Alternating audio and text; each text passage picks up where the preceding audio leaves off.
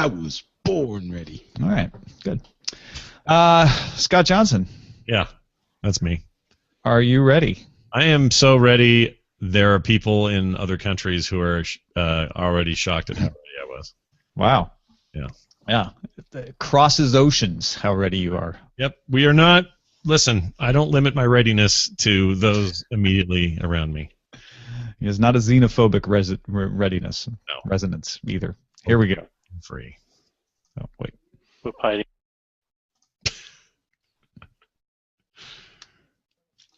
This is Siri. The Daily Tech News Show by Tom Merritt is brought to you by all of the supporters at Patreon. If you also want to support Tom, go to patreon.com/acedetect. That is patreon.com/ACEDTECT. And thanks as always for listening to the Daily Tech News Show.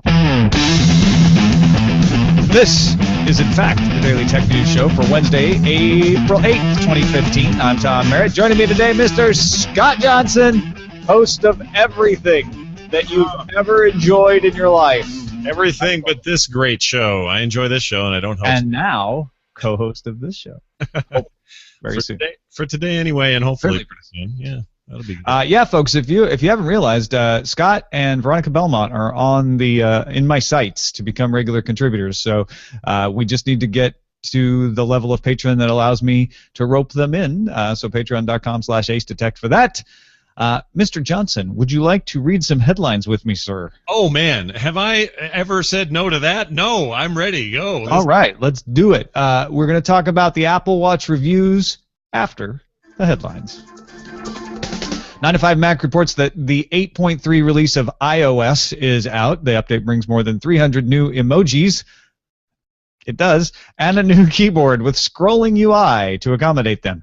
Siri, who we heard at the beginning of the show, gets new languages. She can now speak in Indian and New Zealand English, Danish, Dutch, Portuguese, Brazilian Portuguese specifically, Russian, and Swedish, Thai, and Turkish, plus the ability to start calls on speakerphone. And finally, users can set free apps to download without a password. Plus, there's an Apple Watch fix for apps that use continuous background location updates. That will be relevant in our Apple Watch conversation. Very nice. Also good for Sweden. My sister lives there right now and would love an excuse to learn more Sweden. There you go. She can speak to her phone. She can speak Sweden.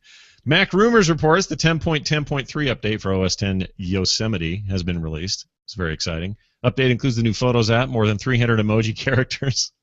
Boy, the emojis, just bring them on. The year of the emoji. We'll get to that later. Add spotlights, search to look up, to look up, suggestions to look up, prevents Safari from saving website favicons, URLs, and private browsing, and support for Google two-step verification. That's cool. Nice. Yeah, I like that one a lot. I really like their app, too. The Photos app is a replacement for Aperture and iPhoto and integrates with iCloud quite nicely. Photo library and Photos for the iOS app. CNET reports AT&T has settled with the U.S. FCC over data breaches in Mexico, Colombia, and Philippines that resulted in workers accessing in an unauthorized manner almost 280,000 U.S. customer names, social security numbers, and other protected data. Some of the social security numbers were only partial. AT&T has agreed to pay a $25 million fine and offer credit monitoring to all affected customers, as well as hire a compliance manager to help them with their privacy situation. So if I get credit monitoring from AT&T, and I'm getting credit monitoring from every breach like Anthem and everything else, pretty much if you're a citizen of the United States right now, you should never pay for credit monitoring. Yeah, if they're all... There's always going to be another breach that you can extend your subscription with. It's another service we can pay $7 a month for. I'm excited. Ars Technica reports banking consultant Faisal Khan, I think I got that right, recently found a Microsoft application to the Financial Crimes Enforcement Network, or the FinCEN, to become a money services business, MSB. This is a type of company that might take, this is a step a company might take if it wanted to develop its own mobile payments platform. Windows 10 for phones will support host card emulation. Microsoft had a hilarious response to this, to the effect of like, yes, we have to admit that we've applied for this, and that's an awesome thing, but we have no products to announce at this time. There's no other reason they would be doing this as far as I can tell. I mean, I suppose there could be, but nothing that makes sense. We're going to see a payment platform on a new round of Windows 10 phones. The only question is, will it be some kind of Apple Pay like, thumbprint identification part of it, or will it just be more of an NFC thing like Google Wallet has been? But I don't know about you, Mr. Johnson. My way of thinking, the more the better, right? I say the more the better. Also, I don't know if there's any room for this, but Microsoft's current foray into other platforms and devices, and their decision to say, we want our devices and services and all of our stuff to sort of be interoperable across platforms. I wonder if this means they'll have any kind of solution for iOS and Android as well as Windows 10 on phone. Yeah, that's more of a question of, will Apple allow that, even if Microsoft wanted to? That's a really good point. We haven't had. There's been a long time since anyone's had a conversation about what will Apple allow in the App Store, because the answer is no. Yeah, the answer is no way. I'm pretty sure, anyway. CNET reports HTC announced the HTC One M9 Plus because we need another modifier at the end of the HTC model names. The M9 Plus is an improvement on the M9 that's coming to the US. So in China, you'll get a 5.2-inch screen, 2K resolution, and a 20-megapixel duo camera along with a fingerprint sensor. But no, US folks, you cannot buy the M9 Plus. It's coming to China. Also inside, you get 2.2 gigahertz MediaTek Helio X10 octa-core processor. No date, like I said. And I suppose you could find some kind of gray market version of this if you really wanted it. But they may have said they have no plans to bring it outside of China right now. All right. Well, easy name to remember, that's for sure. The HTC One M9 Plus 5 will be the next. I don't know. I swear we never learn. Anyway, Ars Technica reports that Tesla's Model S60 is being replaced by the Model S70D. Speaking of names that are hard to remember, which features a 70 kilowatt-hour battery, a dual motors, extends the electric car's range to 240 miles for a cost of $75,000. The Tesla Motor spokesman said that with tax incentives and savings in gasoline, the Model S70D becomes competitive with cars in the $55,000 range or so, like the Mercedes E-Class or BMW 5 Series, because you buy a Tesla to save money, right? That's why. Yeah, I love that they're like, listen, when you spend your $75,000, it's like you only spent your $55,000, to which most people said, I have neither of those. Yeah. Well, plus it's also just, it's never worked real well in marketing, at least not for me, for somebody to upsell me in a way that says, but think what you'll save down the road. There's a reason. It pays for itself. Exactly, and there's a reason people do 2-year contracts on their phones. It's because that seems cheaper up front, and up front is what matters. That long-term thinking is reserved for I suppose, the smarter and more wisdom-filled among us. But although I guess if you get at it that way, what it comes down to when you're actually looking at buying a car is the monthly payments. That's what they always like to dangle on you because of that very reason, that you just want to see a small number. And what Tesla can do is say, guess what? You're going to pay this much a month, but you're also going to save this much a month because you're not going to be paying for gasoline. You're going to get this tax incentive that brings down the price. So I can see an accomplished Tesla salesperson being able to make that work. Just don't make you buy the undercoating. That's always the rule. Me and Bryce, who produces Cord Killers, are among many people who just got an email from YouTube right before the show. It reads, we're excited to build on this momentum by taking another big step in favor of choice, offering fans an ads-free version of YouTube. It does say ads-free. That's not just me. Ads-free version of YouTube for a monthly fee. By creating a new paid offering, we'll generate a new source of revenue that will supplement your fast-growing advertising revenue. Of course, this is an email to creators, so it's meant to say, like, you're going to rake in the dollars. But the upshot here is YouTube going to do a subscription-based ad-free version of YouTube, it sounds like. And as a creator, the other part of this email is that you have to go through new terms of service. That's true. I wonder if this is going to draw back any people who are just happy to run the ad blocker plugins on their browsers, and if they'll care about this at all. No. those are very, we hear about those a lot, especially from people who are in the content creation business and really pay attention to that sort of thing. But frankly, it's a very small percentage of the audience out there. Yeah. So I don't think a lot of people even know how. the people who do ad blockers, they're not going to want to pay to get rid of ads. They already get rid of ads. And I don't know how effective those are. I mean, when I say I don't know how effective, I really honestly don't know how effective they are on YouTube ads. Are they? Do you know? Well, as far as I know, they block them completely, but I don't know that for sure. But like you could still play the video. It doesn't stop the video from playing. Correct. It doesn't stop the video or do any kind of pre-roll ads or any of that. Now, here's how I know that, and here's how I use it. So I'm a big believer in ad blocker being off when I'm just using the internet. However, when I use it in the morning for the morning show, occasionally it'll be like, oh, we got to listen to this video from some crazy politician said whatever on the morning show. It's terrible radio for me to turn that on and be forced to listen to a 15-second ad before I can get to the content. So I use ad blocker for that time and then disable it when I'm using the web otherwise. I know, it's a thing that people just have to trust that I do because it sounds a little altruistic. But here's the thing. If they offered me a reasonably priced ad-free experience, I would be willing to pay that because it benefits me in that one case scenario, and I don't feel bad about blocking during that hour and a half in the morning. So yeah, and then suddenly you have the benefit of never having ads at all. Sure. On top of it. And it's all worth it. To me, it would be just like, hey, I'm paying for another video service that's ad-free. I already do that with Netflix. I wish I could do that with Hulu. Sadly, they don't do it. But, then what's the difference here? So yeah, I'm all for it. TechCrunch reports Facebook has launched a standalone web version of Facebook Messenger. Oh, good. Available at messenger.com. I wonder who they had to wrangle to get that domain. The English language version is rolling out now with more versions to come. That's still an app I refuse to use on my phone because I don't like being taken out of Facebook to do it.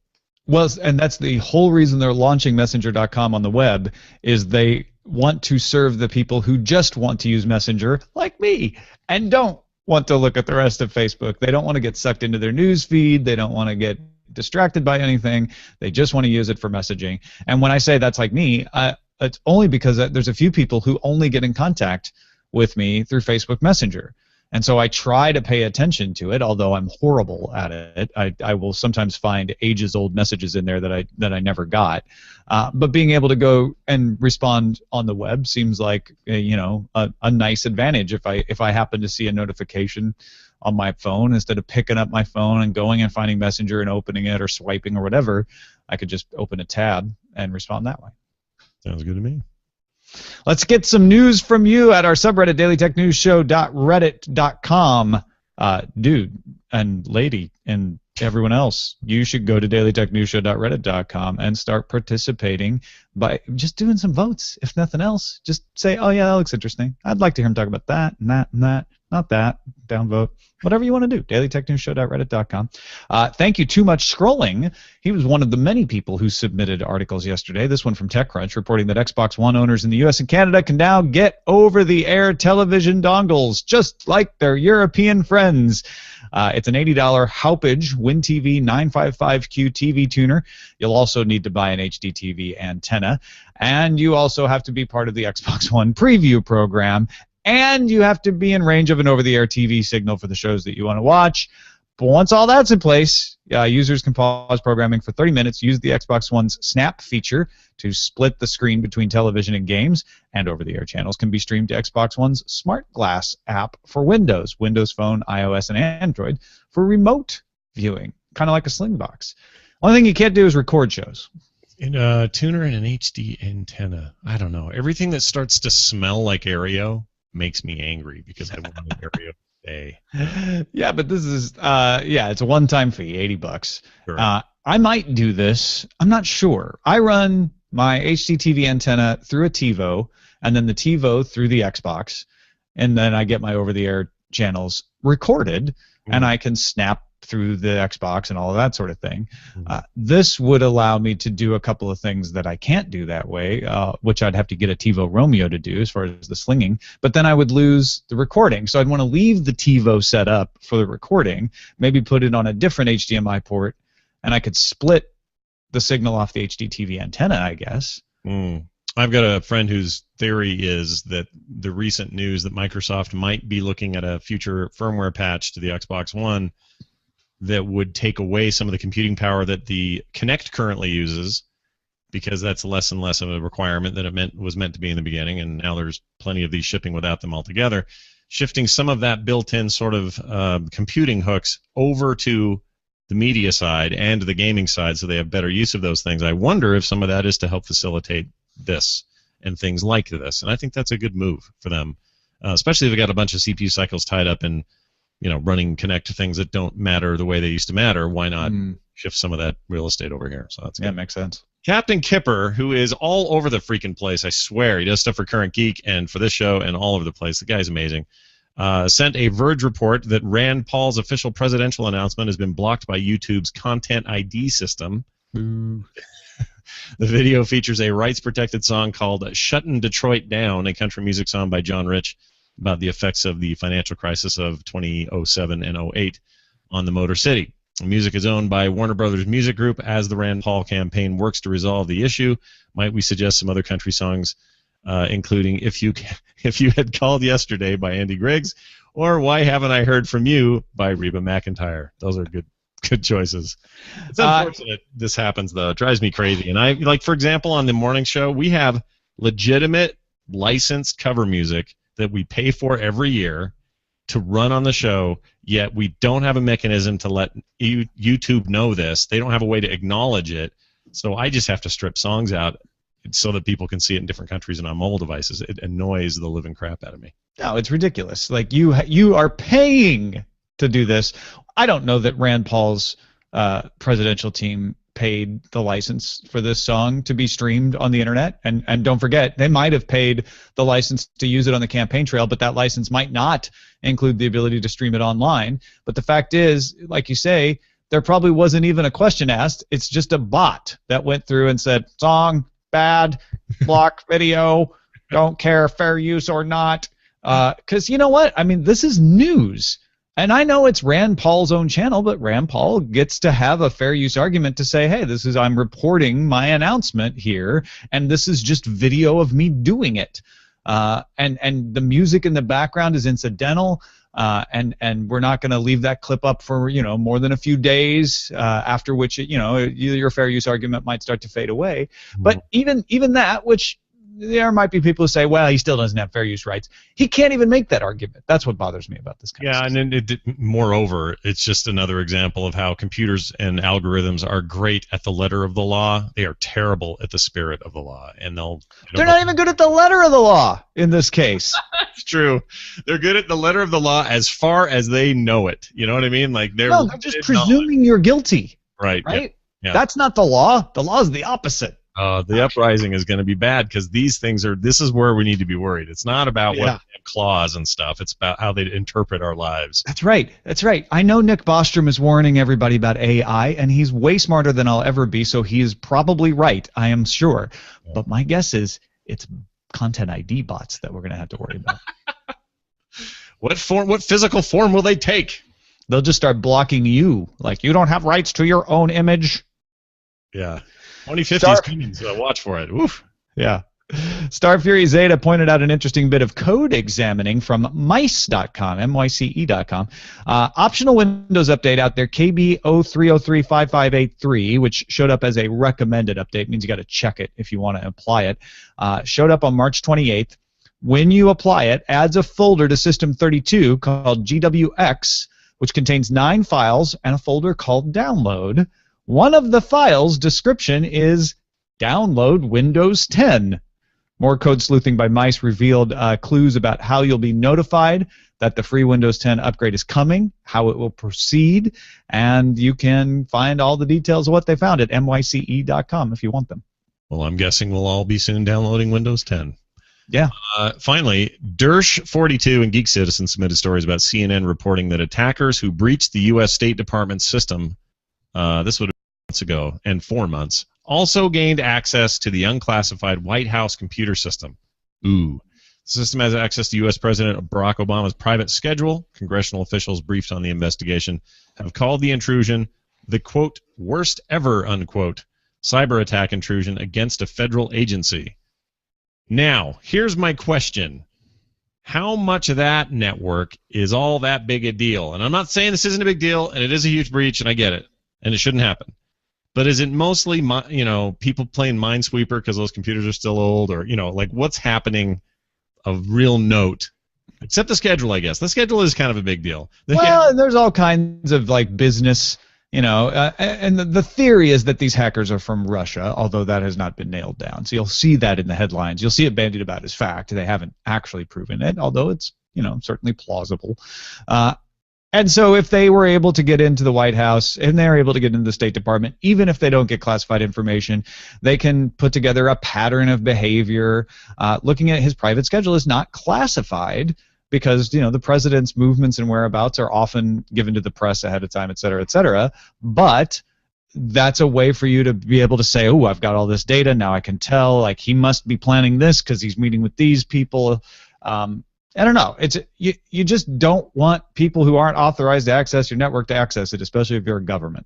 Yeah, I suppose so. Well, hopefully they plug that right up, and then someone else will find another hole. But that's the world. Yeah, and this is one of these double-edged swords too, right? Where you absolutely want them to plug this. You want them to secure government systems. You also don't want them to start using this as a means to hoodwink people into passing laws that are more strict than they need to be, and I'm worried about that. This whole episode is just scaring me. That's what's happening here. That's called the news, Scott. The news is scary. I know. Well, that's it. The good news is that's all. That's all there is in the headlines today. Let's talk about watches. Ooh.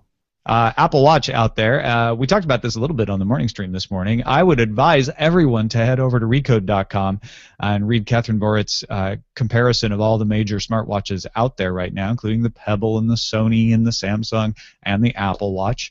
It'll give you a much better overview of what's out there and how they compare. Made me look at the Microsoft Band in a new light. Even though it's not very watch-like, I look at it, I'm like, it's $199, and it works with 3 operating systems on phones, and it does the health stuff that I'm mostly interested in. Maybe I should go for that. Don't think that's what Apple intended when they had their NDAs released today, but I want to go over kind of basically what the general praise was in these reviews, what the general criticisms were, and then Scott and I will kind of talk about how that affects our opinion of whether we would drop $10,000 or $349 on one of these watches. Neither one. Answer that 10K question right now if you want. To. The other one's a little more. Saving that from a Tesla. Are you kidding me? All right. In praise, people said it's well constructed. That the interface is unique and good in some ways, although that's also a criticism. The Verge, Nilay Patel had some nice things to say about the interface. That the notifications, especially the taptic ones that just kind of tap out something, are very cool. So you know that, oh, that's an email, that's Twitter, without even picking up your wrist. You can tell by the feel. Both the New York Times and Bloomberg said that was cool. It's called stylish by a lot of people, although not by some of the fashion editors that The Verge talked to. But Mashable, Wall Street Journal, New York Times, they all called it stylish. Bloomberg particularly liked the watch faces, Joshua Topolsky writing for them. And Josh Topolsky was one of the few people that actually praised its ability to tell time. Because he said, look, you get 50 of these things in a room with Mickey tapping along with the seconds. Mickey taps in sync with every one of them. Like, they are fairly precise, wow. Which is pretty cool. And then Apple Pay is really nifty because you just swipe the watch. Boarding passes the same sort of way. Here are the criticisms. The big one, slow performance. It takes forever to find itself on GPS. The Wi-Fi and Bluetooth connection is really sluggish. Third-party apps, very buggy, especially because they're not native right now. The battery life is pretty short. I think maybe David Pogue, if I'm remembering, from Yahoo Tech was the only one who got it to go more than a day. It has a slow recharge time as well. If you don't want to just charge it overnight, if you're like, I went out early, I need to recharge it, it takes a long time. Most people, CNET, Wall Street Journal, New York Times included, criticize the interface. They're like, it's a learning curve. Like, once you get it, you get it. But unlike most Apple things, it's not just you pick it up and you immediately know how to use it. A lot of people talked about notification overload, including Lauren Good from Recode and Josh Topolsky from Bloomberg. Like, just too many notifications. You really have to manage it to make it work. The sleep button or the sleep function hides the time, So if you're resting your arm, you can't just look at it and see the time because it's gone dark. You either have to tap it or do a motion to make it think that you want to actually look at the time. Nilay Patel pointed out you actually need both hands to use it, which you don't a lot of times with a phone. And Nilay didn't like the music interface that well either. So when they say two hands to use it, what do they mean? Like one? Because you have one hand holding the watch and another hand tapping it and manipulating it. So when you do that with what are people doing with their phones? They got to hold it with one hand and poke it with the You other. just hold it with one hand and you can tap Yeah. like that. That's a good point. Phone isn't attached to a hand, so that's basically yeah. It's funny. Like I looked at it, I'm like, why would you need two hands? And then I realized, oh right, because one of them is holding the watch. You just gotta do it, not so much on the You can't Duke. reach back around very easily. It's harder on the Duke with the 6 Plus, but yes, I can totally see their point. One other interesting note that came out of a New York Times piece was how somebody spent 3 days with this thing, walking around town in lots of public places and places where, there's kind of high-end stuff going on, a lot of shopping happening, trying to get noticed for the watch. Like you really? would back in the day with an iPod, like you would with an iPhone, like you would with these must-have devices that became kind of fashion statements, and this one's definitely wanting to be one of those, and saying essentially that nobody's noticing. Because it's just a watch. You're just kind of looking down at it, and you might poke at it a few times, but quite honestly, people were poking at digital watches in the 70s. So it isn't like a thing that shocks you. It's not like this bright white music player to your side that has thousands of songs, and it isn't like a big, beautiful phone with a nice metal back with an incredible touch screen that are going to grab people's attention. This thing is just literally a very nice, well-constructed watch-ass watch on your wrist, and it's just going to kind of sit there and be a watch, and it's very hard for that without people, in the know to jump out and say, look at me, everybody in this subway, I've got this rad thing you all want to have. So that one factor, which is often a factor in Apple moving product, is not necessarily there with this one, at least according to this article.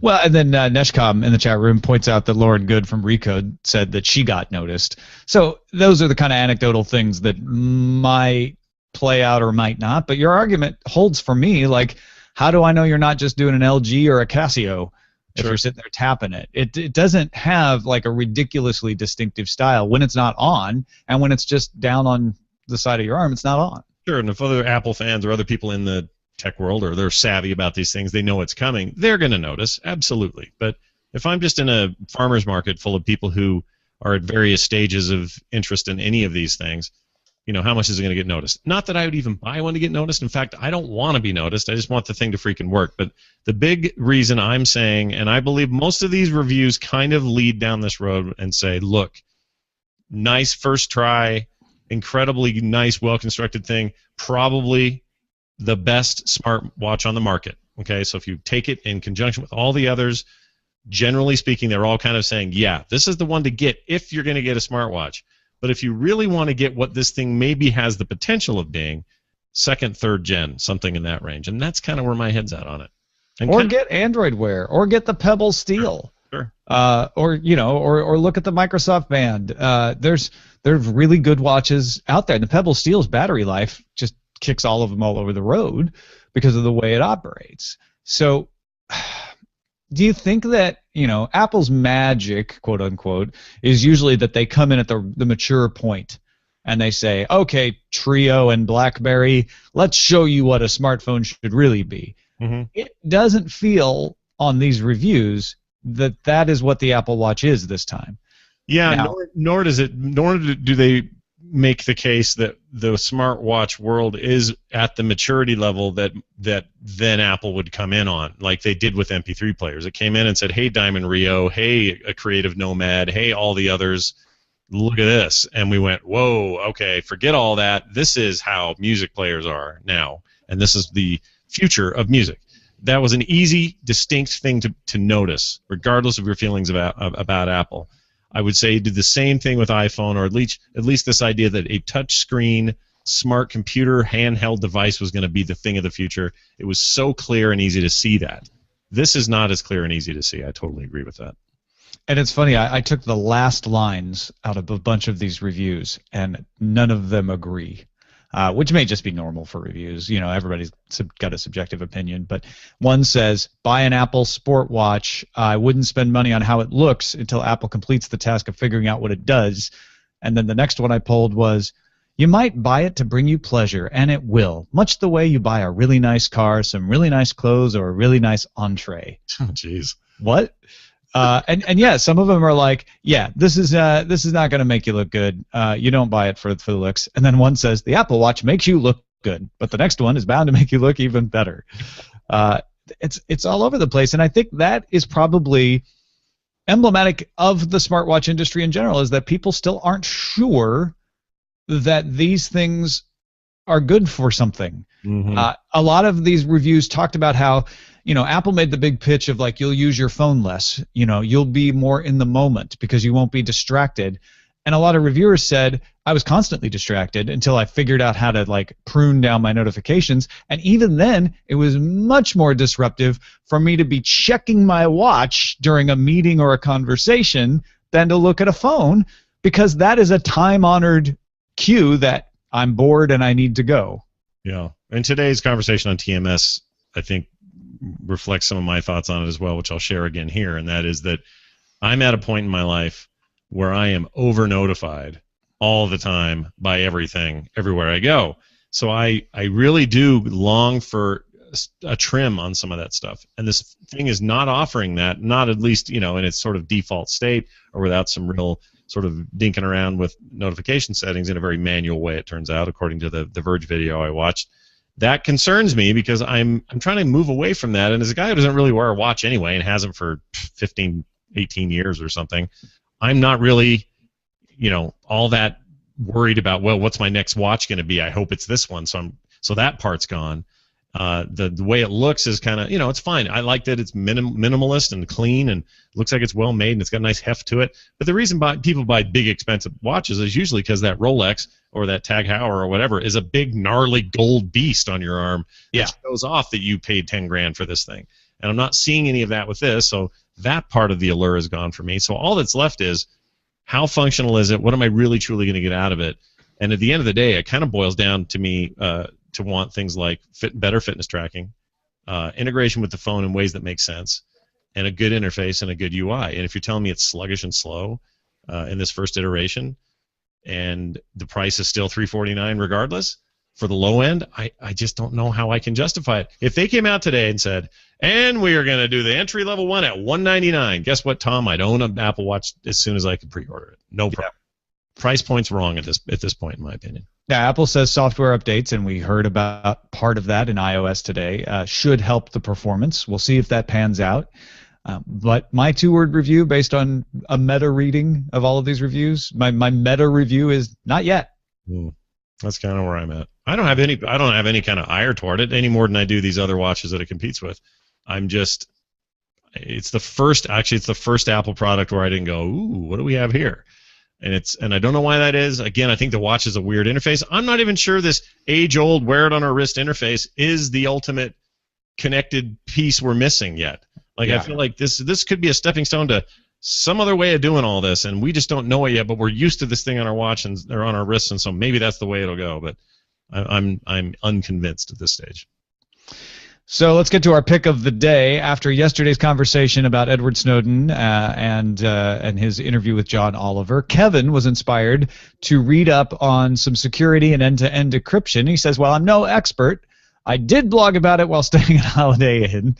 And he has a suggestion for end-to-end message and voice encryption on your mobile device if you don't want to buy something like the Black Phone. He recommends, these are Kevin's recommendations, Signal for iOS, Text Secure Red Phone for Android, and there's a web interface in the works for that as well. Says the apps interoperate and use off-the-record messaging for securing their communications. It's a pretty simple solution that the average user can do to help them encrypt their communications.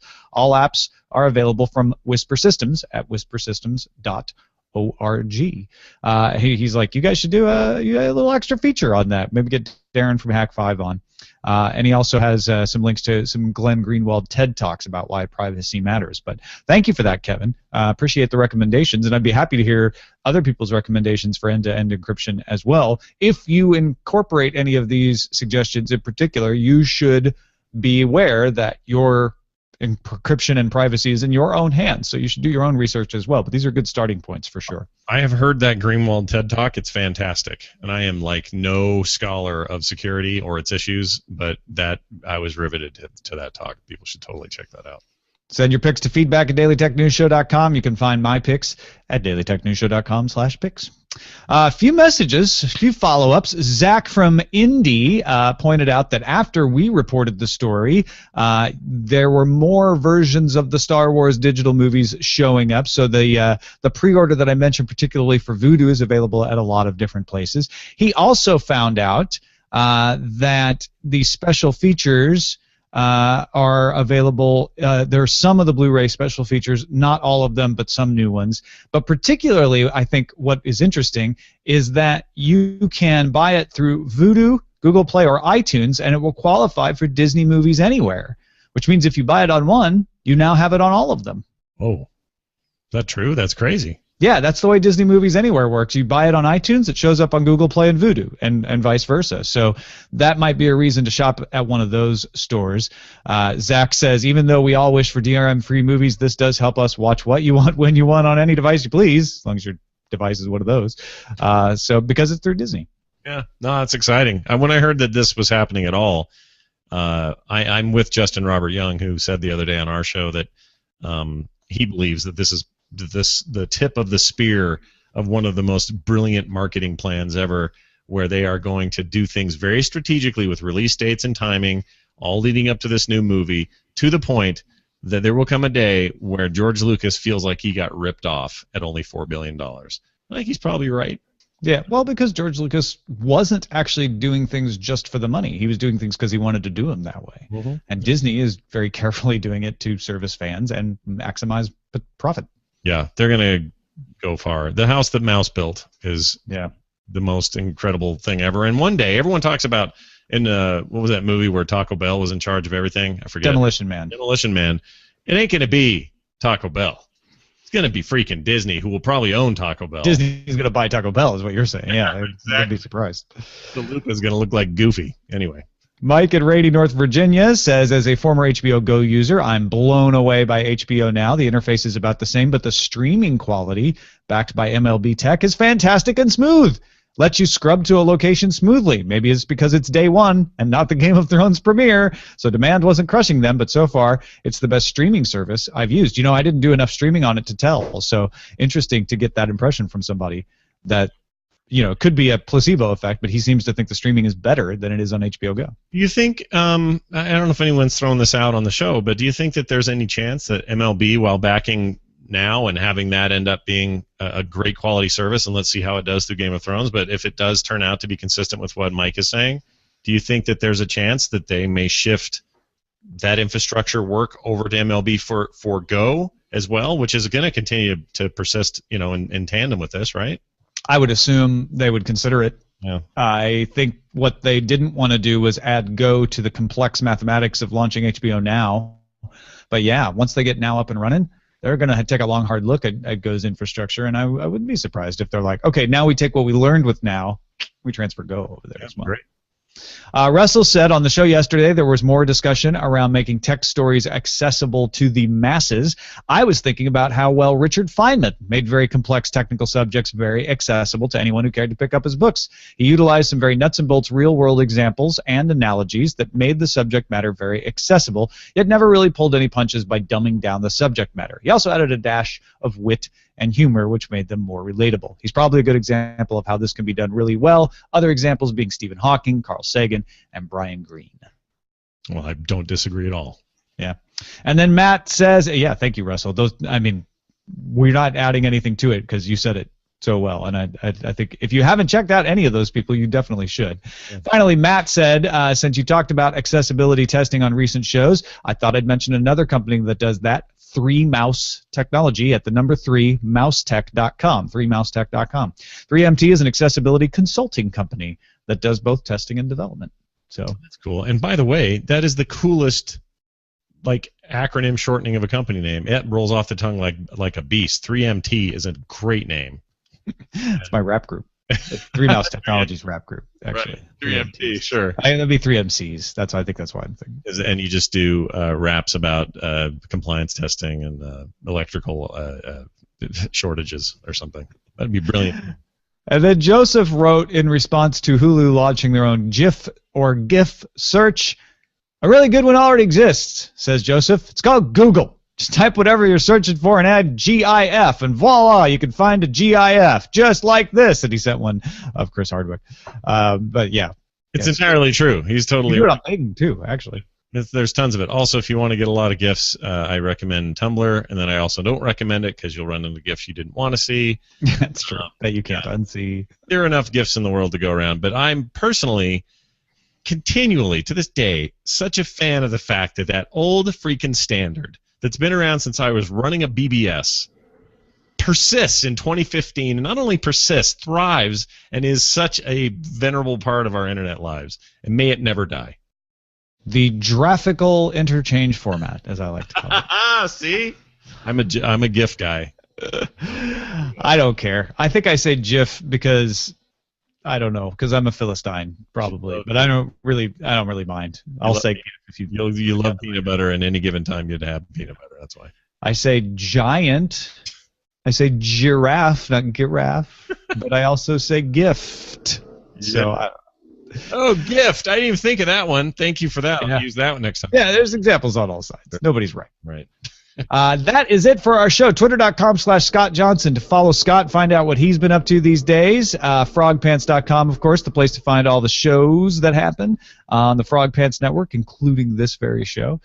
Thank you, Mr. Johnson. Anything in particular you want to plug for folks? Oh, man, not really. There's a lot going on. I am now part of a new live stream on the weekends for NVIDIA, which I'm really, really enjoying and having a great time with. It's a 3-hour block on Saturdays from 3 p.m. to 7 p.m. Pacific time, so your time zone. And it's a lot different than just, hey, we're streaming video games. We have interviews. We do a news segment. We bring experts on. We talk about the ways people are playing certain games, and we play some games. It's a big 3-hour block, so there's lots of time to do lots of things, and I'm really having a ball with it. So if any other folks listening to DTNS would be interested, like I said, 3 p.m. Eastern every Saturday for the foreseeable future. And come on out, do live calls, and hang out with you and play in the chat room. It's a good time. Go check it out, folks. Meantime, if you'd like to see more Scott on this show, support the show on our Patreon, patreon.com/AceDetect. It is the value for value model. All we're hoping, really, is that enough people find the show valuable enough to give us like $1 a month, or sometimes more. It's 25 cents a show to give $5 a month. If you think the show is worth 25 cents each time you listen to it, patreon.com/AceDetect. And thanks to everybody who does that already. We figure if we get enough of the folks in the audience to do this, it doesn't even have to be every single one, then we can bring in the crowd. We've got Darren Kitchen, we've got Patrick Bishop, we've got Justin Robert Young. We just want to add Scott Johnson and Veronica Belmont, and then we can shoot for an official video version. So check it out, patreon.com/AceDetect. And of course, dailytechnewsshow.com/support has a link to that and all the other ways you might want to support the show. Our email address is feedback@dailytechnewsshow.com. You can give us a call at 512-59-DAILY. That's 512-593-2459. And listen to the show live at alphageekradio.com, Monday through Friday, 4:30 p.m. Eastern. Our website is dailytechnewsshow.com. We'll be back tomorrow with Justin Robert Young as our guest. Talk to you then. This show is part of the Frog Pants Network.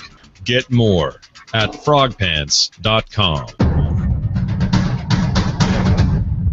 Diamond Club hopes you have enjoyed this program. Hey, my bumper sounded really good there. Yeah, you like it? Mm-hmm. I also got this one still, just in case. Yeah, never let it go. A lot of people are like, oh, you played the wrong one the other day when I played the old one. And I was like, no, it's mix and match. Still good. There's no rule. I'm mostly playing the new one, though, because it's new. Yeah, I should be the zero. Great show. Great show. Oh, thanks. I like that show a lot. Excellent. Me too. You know what? This is the third one where there happened to be Big Apple crap that day. Yeah, I know. You're Mr. Accidental Apple. I guess so. I was on with Veronica that time Tom was out of town, and then I did with Tom where it was a Big Apple day, and then this one's crazy. It's the accidental Apple correspondent, Scott Johnson. The R. No, C. There you go. Correspondent doesn't start with R. What do we got for names for this show before we... Oh, let's go find some titles. You had me at scrolling. TV. You had me at scrolling. We do reviews. You want a Tesla or a watch? I like that. That's true. The watch falls far from the phone. Big Jim with something that is big surprise, too long. Come on, Big Jim. He just can't keep the words inside. That's the problem. I know. It's so great. Although that is the standard of standards. It's brilliant. Standard of standardizing other standards. It's brilliant. The power of the dongle. I'm always a fan of a dongle reference. That's also a Big Jim, much shorter special. The dongle compels you. Yeah. They see me scrolling. They hate him. I don't see that. Oh, there it is down there. I only know that, by the way, because of Weird Al. They see me Dude, that whole song, I'd never heard it until I heard the Weird Al one. Yep. We've got a couple of our favorite memes in the show. In America, Russian hacks you. And who watches the watch wrists? Let's see. It looks like You Had Me at Scrolling, which we all like, is also tops right now. So yeah. I'm still levelating though. There's still time to vote, folks. Yeah. I'm looking in the deep cuts here. Look in the deep cuts. Find us a gem. I found you a gym. Big Jim. By the way, Big Jim has another Tech and Trade, hot off the press. Got it to me right like a half hour before the show, and it's about beer. Whoa. So get the audio version of the show if you just listened to this one, and then fast forward to the end so you can get Tech and Trade. I just, instead of writing woot, I wrote suit. You see me scroll. Show everybody, suit! Yep. You had me at scrolling. I think that's going to be the one. I think so. I like that one too. You had me at scrolling. But then it reminds me of Tom Cruise, and then it reminds me of that weird documentary on HBO. Terrible things. You know what's a really great documentary to watch on HBO is the 4-hour one about Frank Sinatra. Oh, you know, I was going to watch that last night, and then I was like, I don't want to start it. But no, you got to have some time. It's tremendous. It's beautifully done. It's also Alex Gibney, who I think must have a multi-thing deal with HBO. Oh, yeah, he must, huh? But it is so beautifully done. It is the evolution of one person over basically the 20th century. It's incredible. And that's all I'll say about it, because it does not shy away from any of the things that we all know about Frank Sinatra. It's really upfront, but he was a real jerk. Just well, there sometimes you choose amongst the many things. Well, but, where does it? How far back does it start? Like, does it go starts into with his birth? Brian, Thomas starts when he's 17. It was a very good year. Yeah.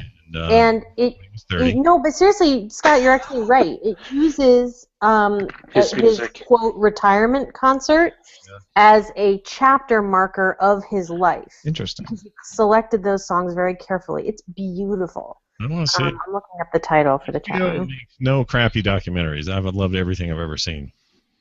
That they know what they're doing over there. Like any documentary or just the?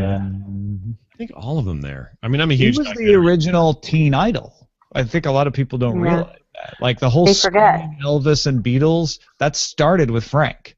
Yeah. Yep. Like in the 40s, right? Yep. The Bobby Soxers. Are there particular documentaries you go for, Scott? I like true crime stuff. I like true documentaries. I hate those. I like honest.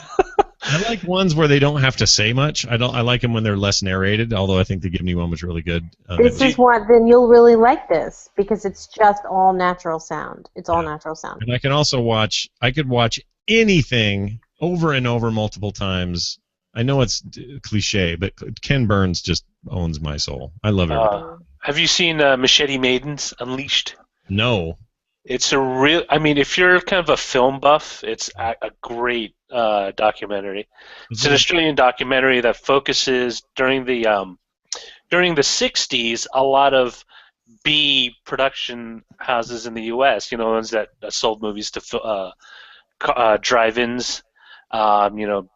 Small, non-aligned theaters and stuff like that. Roger Corman, they all shot movies out in the Philippines, and it just documents that entire period, Gosh, I would including a lot of the sexploitation flicks that came out in the '70s and how that all came about, including, and they top it off with what's the war flick with Marlon Brando? Gosh darn it! Apocalypse Now. Yeah, Apocalypse Now. So it's a really good, insightful look, and it's done. It's not a heavy kind of ponderous documentary. It's very fun and it's very engaging. But what makes it so compelling is just all this information. It's like, oh, so that's why things look like that, or that's why they did that. So yeah, I'd love to see that. That sounds great. I think it used to be on Netflix Instant Streaming, but I'm not sure if it still is. Well, one of my favorites I've seen 4 times over, and you'd think it'd be like a grandpa documentary or something, but it's The Fog of War, 11 Lessons from the Life of Robert McNamara. Oh, yeah. Did you see the one with Donald Rumsfeld by the same documentarian? No. What? I freaking love Errol Morris. Are you kidding me? Yes, I'm not kidding. I mean, no, I'm not kidding you. Oh my gosh, I'm gonna look this where it's called Known Knowns. Oh, on The Unknown Known. Or The Unknown Known. Sorry, thank you. Here, I just found it. The McNamara one? Well, no, this is the same. This is Errol Morris. This is Errol Morris, so same director. So the McNamara one was 2003. This one was just last year. I don't know how I missed it. And it's a total companion piece. I would recommend anybody watch the McNamara one first, and then watch the Rumsfeld one, because there's so many similar themes. Oh, and yeah. McNamara, who's much older, treats those questions versus how Rumsfeld treats them. It's incredibly illuminating. Oh, I think one of the defining characteristics. I mean, in many ways, they came into office looking to revolutionize and kind of rethink the way the business of the military was done. Definitely.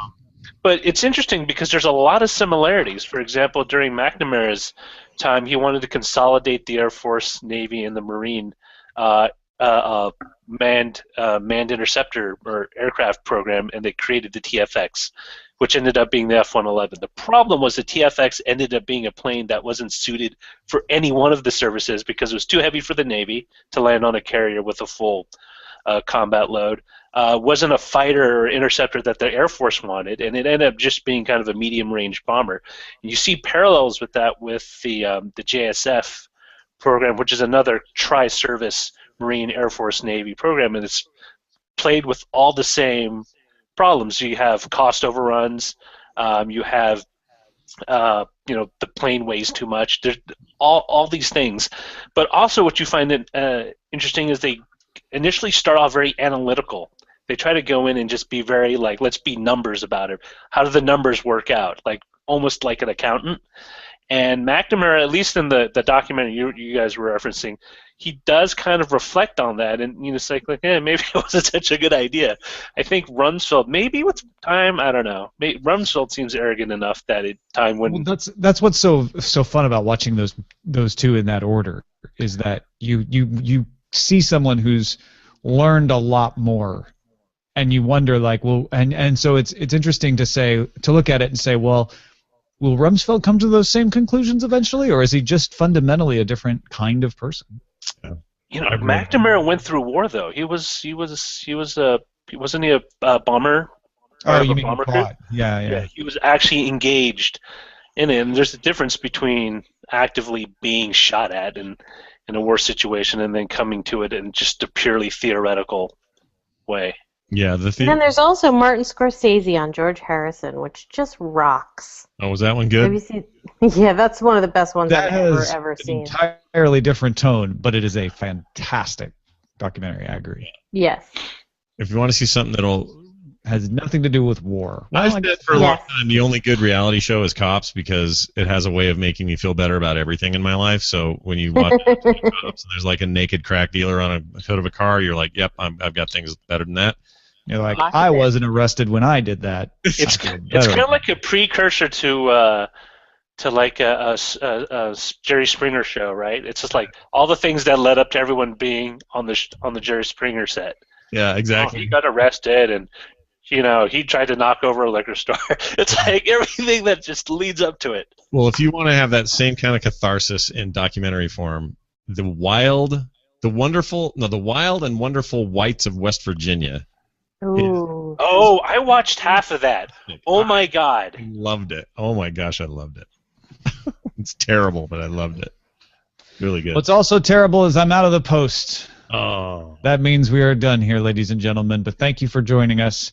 We will talk to you again tomorrow. That sounds great. Bye, everyone. Bye. Everyone.